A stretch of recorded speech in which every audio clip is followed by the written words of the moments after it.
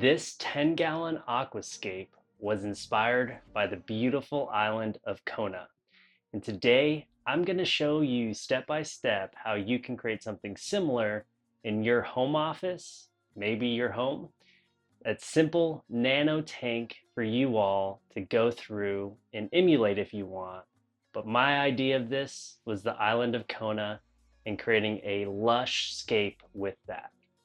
So let's break down what we're going to be adding into this tank. Substrate. The substrate we're going to be using is the Bora sand. I use it in pretty much all of my tanks almost. We're going to have some additional control soil for the back to elevate some of the scape. Then we're going to use lava stone, of course, because the island of Kona has a ton of lava stone. I went with the black lava stone for this. And there wouldn't be a lush scape without the additive driftwood. So I went through and got some driftwood, and this is going to be our ghost wood. You can get ghost wood from UNS as well. Most of the stuff here is from UNS, the tank, the substrate, the hardscape, but I picked it up at my local aquarium store. And if you're going through and looking at your local aquarium store, find what fits for you. Typically, I pick the first most focal point. It could be a piece of hardscape, like a larger rock or wood, and then you scape around it. So today, we're going to scape in the 45U from UNS. This ran right around $100. You can use a non-rimmed tank or a non-rimless tank, or a rimless tank. I prefer the aesthetic of rimless tank. That's what I'm going to be going through and scaping in today. But enough of me chatting. Let's hop on in and start getting the foundation of this scape first. All right, so this is the 45U. I already went through and painted it. If you all remember in the past, my 20-gallon scape, I did a blue background. I think that's a lot better. It makes a lot of things pop versus a black, darker background, which kind of takes away from the impact of what you've added in there. So I've already went through, and you'll see a clip right now of me painting it. It's Hague Blue 30, I believe is the color. It's a latex paint. I just did 2 coats, and then that was all it. Now we're going to go through and take this lovely sticker off. These stickers are pretty good from UNS. They know what they're doing from not leaving residue, but this is, again, the 45U. The dimensions of this is 17 inches wide by 11 inches high and 11 inches deep, and some change for all of you not here in the States. It is 45 wide centimeters by 28 depth, 28 high. But yeah, so let's go through. First, what we're going to do is we're going to add our substrate. What I'm going to use for the base of the substrate, typically I use some type of aqua soil, but we're actually going to be using the APTS. And this is their starting. I've had great success with this nano tank that I built, which is another 10-gallon, which has lava stone in it. And I'm going to replicate that. It did a really great quick startup. It has beneficial bacteria in it, so I don't need to add as much. But I'm going to add this as the base, meaning at the very bottom before I add anything else. So let's go through and add this.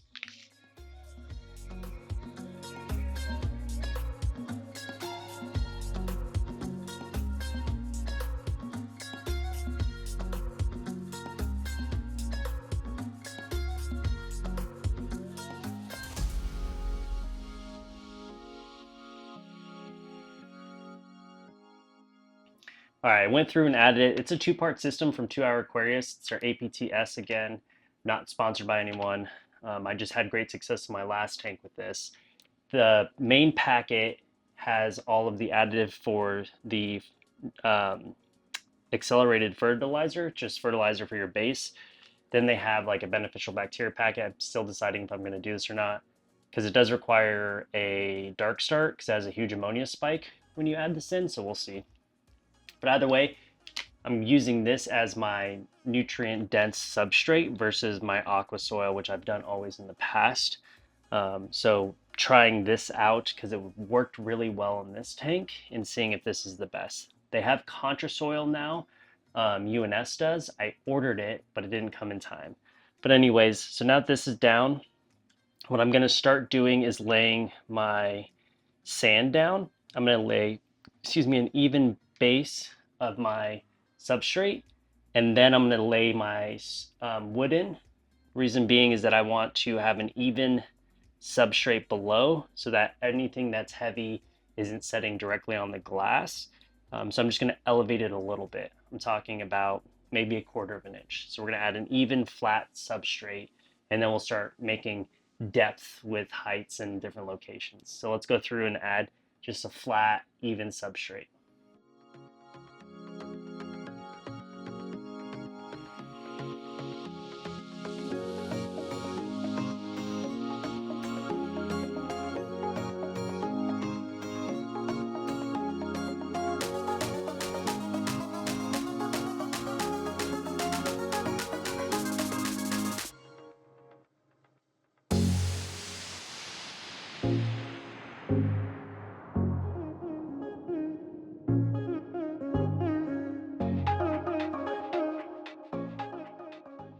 All right, as you just saw, I laid it all out. And essentially, why I'm laying a substrate down is not only for hardscape hitting the glass, it's to cap this fertilizer base down.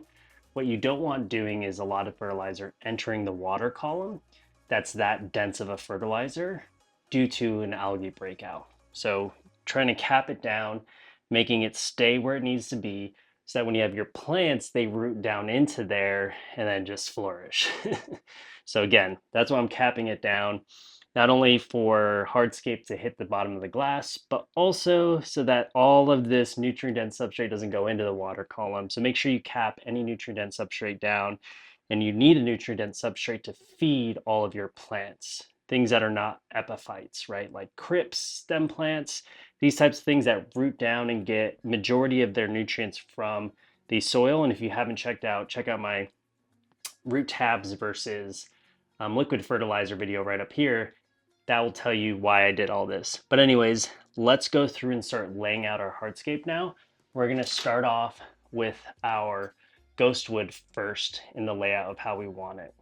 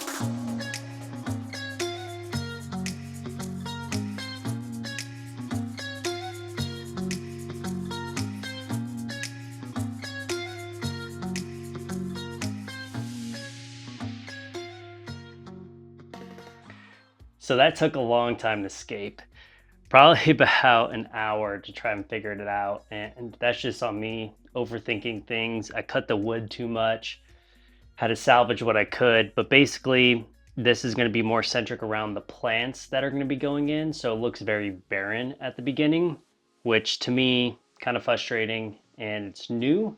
But we have a little cove that's more of a beach centric area. And then on two sides, we'll have all of the plants as you're looking at the scape.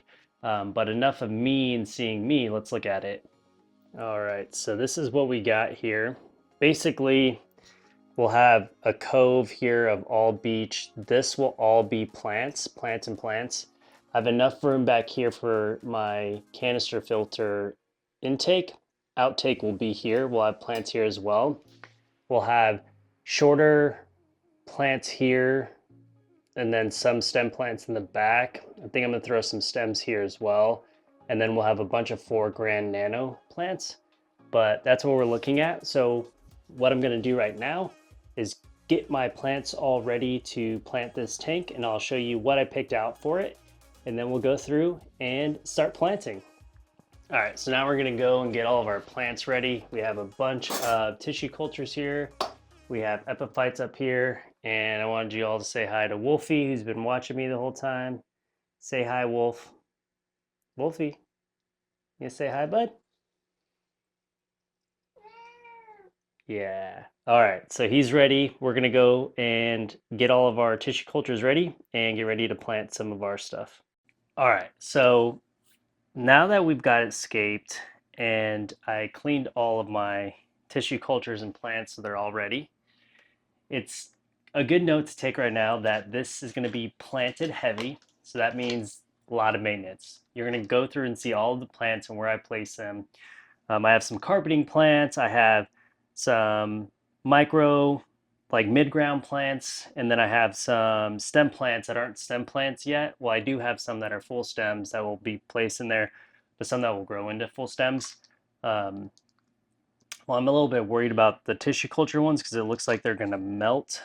You can kind of tell they look a little bit dodgy.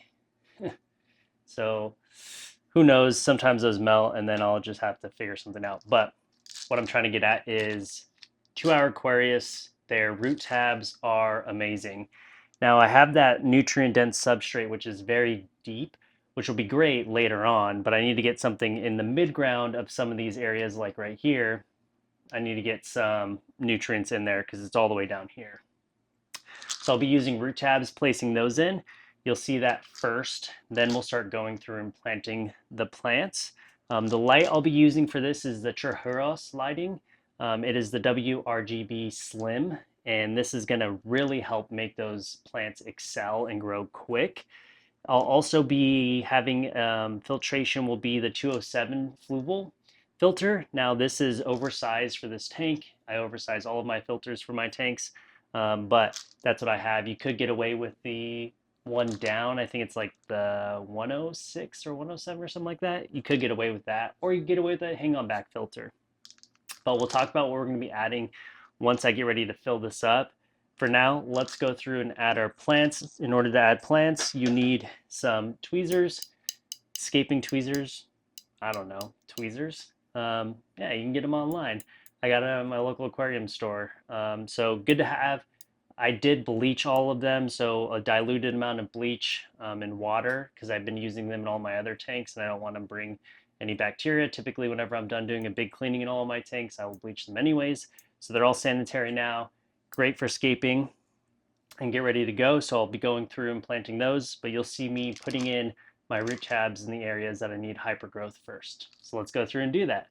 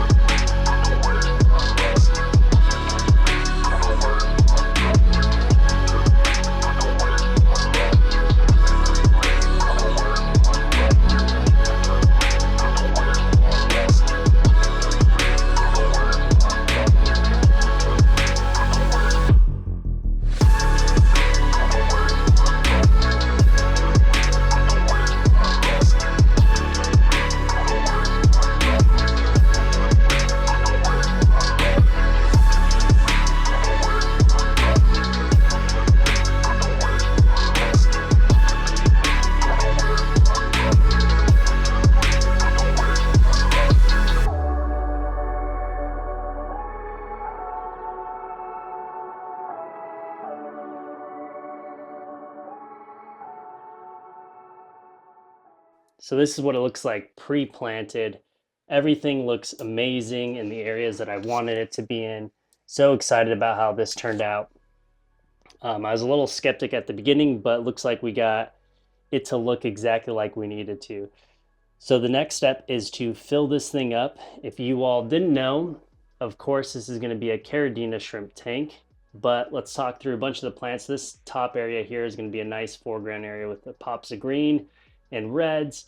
We have some reds over here and some greens, all greens in the mid-ground to then foreground. We have carpeting plants right here. We have epiphytes here that feed off of water column. And right here as well, these are buces. These are anubises. Those will all feed off the water column. Everything else is gonna be about 60% rooted and the rest from the water column. So whenever you're starting a tank, you definitely wanna dose it with some nutrients to get these things started because they're not gonna be rooted yet. They're not gonna be rooted yet. But of course, who would have thought this is going to be a Caridina shrimp tank? So what I'm gonna do is I'm going to fill this up with RODI remineralized. If you haven't seen me do that, check out one of my recent videos on maintaining your shrimp aquarium for healthy shrimp, something like that. If not, you can check it up here. But super excited how this actually turned out. I actually had my wife come in and ask her what she thought of it because I just couldn't see it. First time ever, the Endscape. But with everything planted, she told me to keep going with it, and I did. And I'm glad I did. I'm glad I didn't tear it down. This is going to take time to grow out. So I'm going to fill it up. We're going to come back in a month. You will see it right now in the next clip. But what it looks like when it's fully grown out. This will be no CO2. So just so you're aware, I'm not going to run CO2 on this. I'm going to give it a go without CO2 and see how it goes. Of course, we're not going to get as deep as reds, but I'm going to have a Chirurus lighting, so that should help. But let's go through and fill this up. And right now in the next clip, you'll see what it looks like from a month from now. All right, so it's been 2 months as you've watched this build video since this aquarium has been set up. So let's hop on in and see exactly where we're at. So as you're seeing this fly through, I finally have my blue bolt shrimps in here with my bee shrimps. I want them to see a different blue bolt line. I have some lovely fish in here as well. Now these, I'm never gonna pronounce the names right, so you're gonna see the name pop up. I got a lovely little school in this aquarium. All of the plants are starting to flourish. You can see I've made some plant changes since the original plant, especially in the back left, due to not wanting to have stem plants. But this is an exact replica of what I would see if I was swimming around in the Kona reefs. Haha, not really because it's freshwater. But how amazing is this aquarium? Let's go through and enjoy this.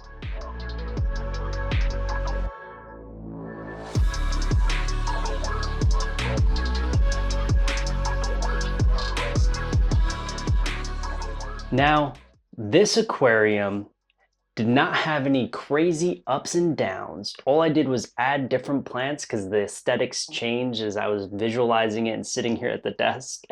But the reason is the light difference. I didn't do a high density light. This is the first time that has now kicked off my newest way of starting tanks, where I'm not beaming a light in here for 9 hours for it to start because I think that's the way to do it. It's not. I started out with 6 hours a day. I used some beneficial bacteria. I let it gain its cycle. There was no algae blooms. I have 0 algae in here. I don't even have a mono shrimps in here, but I do have nearite snails. But this tank is flourishing. I had no crashes. I had no algae blooms. This is a testament to showing you that light is a big issue when you're first starting up an aquarium. So again, hopefully you found this build helpful. And if you have any questions, please place this in the comments below. But I truly love how this Kona visualization of the pre-scape came out. And until next time, I'll see you all on the next build video.